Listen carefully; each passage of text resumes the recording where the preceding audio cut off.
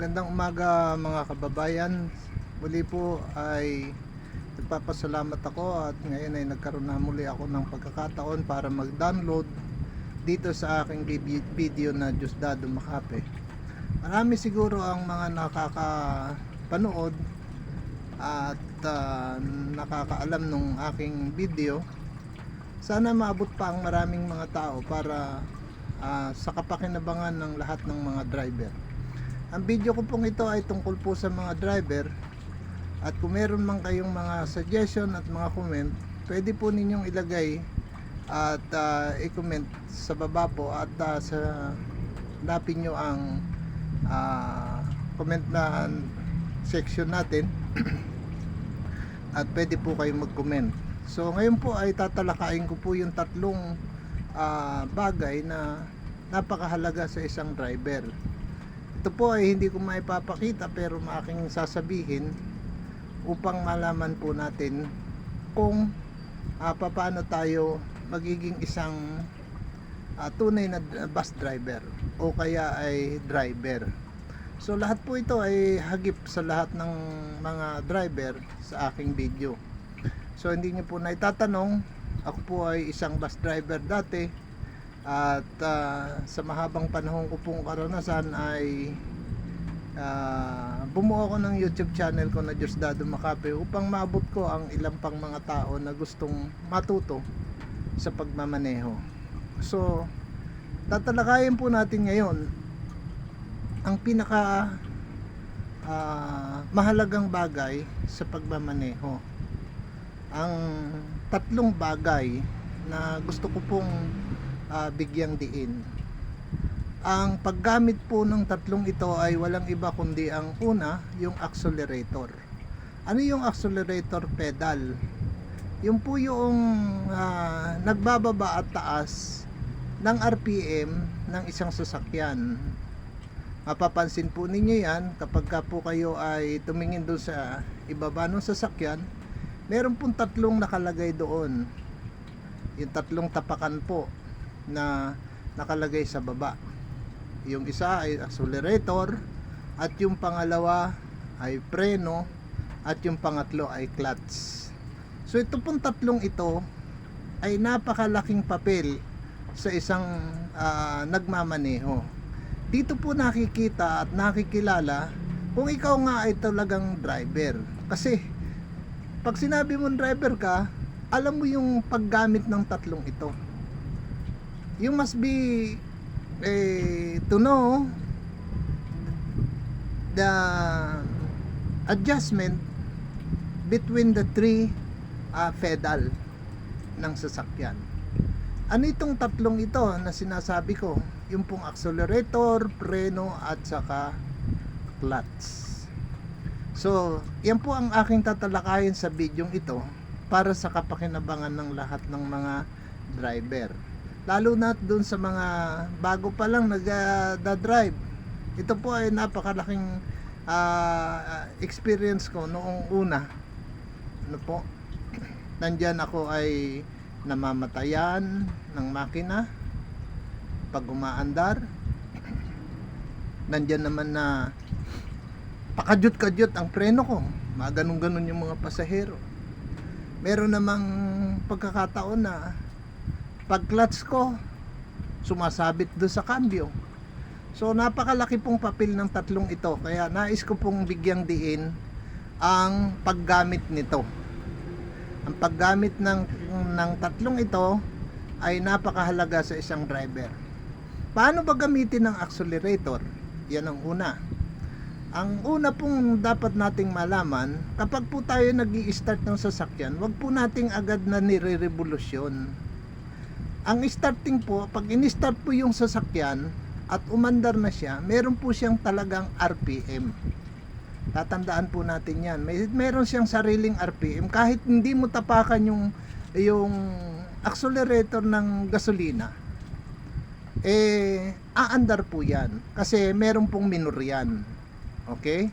So, ang paggamit po niyan, lalo na pagka hindi ka pa sanay, yung pagtapak po ng accelerator ay dahan-dahan. Yan.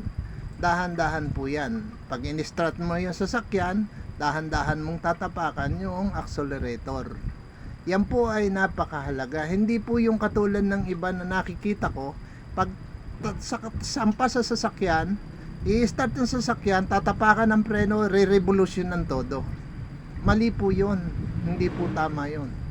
Doon lang sa paraan na yan, makikilala mo kung siya ay driver sa paggamit lamang ng accelerator. Sa iba pong mga kumpanya, lalo po sa bus, pagka yan po ay masyado ninyong tinapakan ang revolusyon, ayaw po ng maraming mga driver na lalo na nasa bus company, ayaw po nila nung ganun. At saka ayaw nila yung binobomba mo yung accelerator. Ang dami po niyang mga driver ganun ang ginagawa. Pag start, bobombahin ka agad. Kapag start po natin ng sasakyan, kailangan po ang pag start po natin, hayaan po muna natin umandar yung makina. Kasi po, pagka binirit po natin yung accelerator, ang mangyayari po niyan, hindi pa nakakaakyat yung nang husto yung langis sa makina, sa buong katawan ng makina, ay binibirit na natin. Kaya doon po nagkakaroon ng tinatawag na mga laba sa langis. Yung pong mga metal na maninipis kapag nag-drain tayo ng langis. Kaya yan po ay mahalaga. Dahan-dahan po ang pagtapak ng accelerator. Okay? Pangalawa, yung pong preno. Ang preno po, ang paggamit ng preno, paarin po ginagamit natin dyan. Ano po? Ang kailangan po sa paggamit ng preno, wag po ninyong tatapakan bigla. Wag po. Kasi po pagka tinapakan yung bigla yan, ay susubsob yung mga pasahero, baka mauntog pa sa sasakyan, maging dahilan pa ng problema. Tsaka maraming driver, pauglot-uglot, parang ginagawa pong duyan yung sasakyan eh. Minsan eh, maiiktag ka, minsan mapapayuko ka, dahil sa bigla-bigla pong pagtapak ng preno. Ang preno po mga kababayan, at mga kapwa ko driver, at mga gustong matutong mag-drive, ang preno po hindi po basta-basta tinatapakan ng bigla-bigla yan. Yan po inaalalayan din. Pagtapak mo ng preno, huwag pong isasagat agad. Yan po ang una. Pangalawa po, dapat nating malaman, pagka po kayo tatapak ng preno, tatantyahin nyo po yung inyong pagtapak. Kasi meron pong mga pagkakataon na tumatakbo ka ng matulin, tapos bigla mo na lang itatapakan ng preno. Eh, mga tao po, mga tao nasa likod mo, o kaya ang mga taong sakay mo, magkakaumpog-umpog, o kaya baka meron pang mapunta sa unahan. Kaya delikado po yun. Ano po? Pangalawa, gusto ko pong bigyang diin na kapag po kayo ay nagpreno ng isang sasakyan, tatantyahin nyo po yung distansya. Ano po? Pagka po kayo nagpreno na lalo't pagka matulin, tatantyahin nyo po. Hindi po pwede yung tapak agad na sagad. Huwag po. Alalayan po ninyo unti-unti.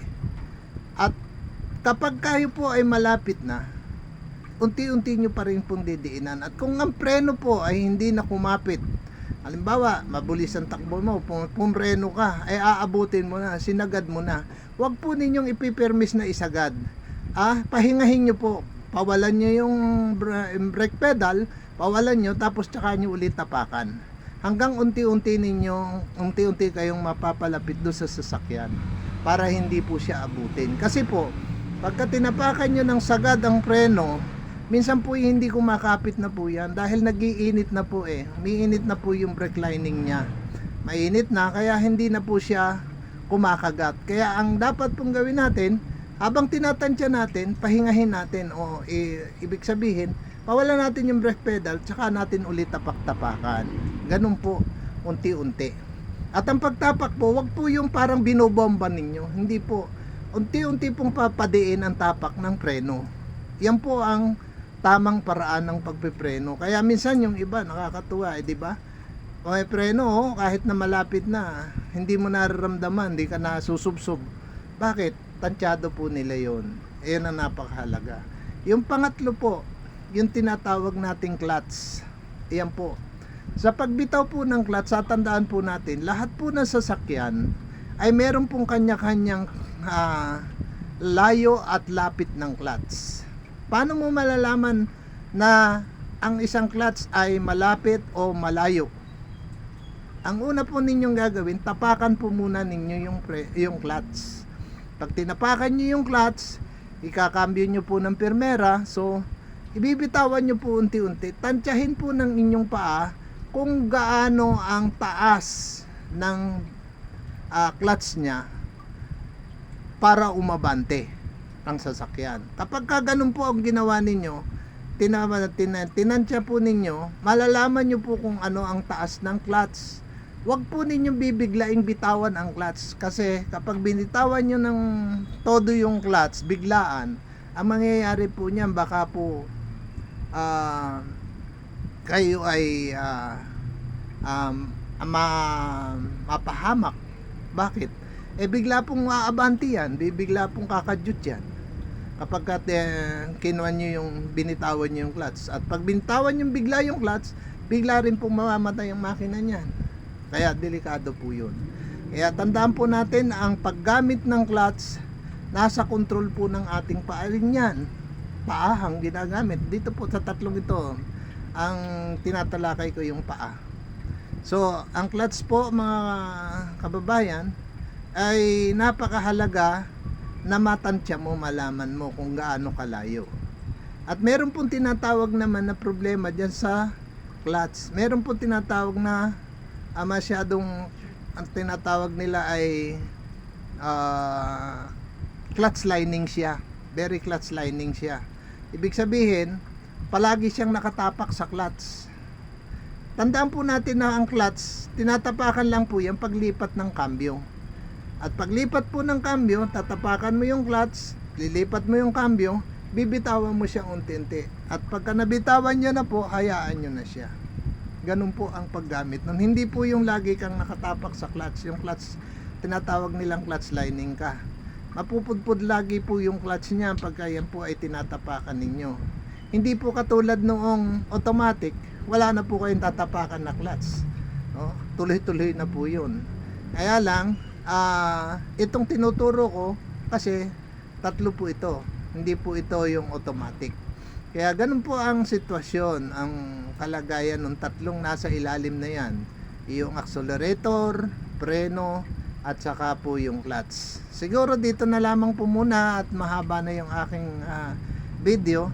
At patuloy kong ini-encourage kayo na manood ng aking video na Diosdado Makati. Sa pamamagitan nito, marami po kayong matututunan, malalaman na may i-apply bilang isang driver. So, nagpapasalamat din po ako sa mga viewers natin. Bagamat na madalang po ako nakakapag-download at busy rin tayo sa trabaho, sinisikap ko po na makapag-download ng mga kapaki-pakinabang na video para sa ating mga driver at gustong maging driver. So, yan lamang po ang aking pong tatalakayin, yung tatlong mahalagang bagay na paggamit ng accelerator, preno, at saka clutch. So, nawa po ay meron po kayong natutunan sa maliit kong videong ito na Diosdado Makati. Palain po tayo ng Diyos at maraming salamat sa inyong lahat.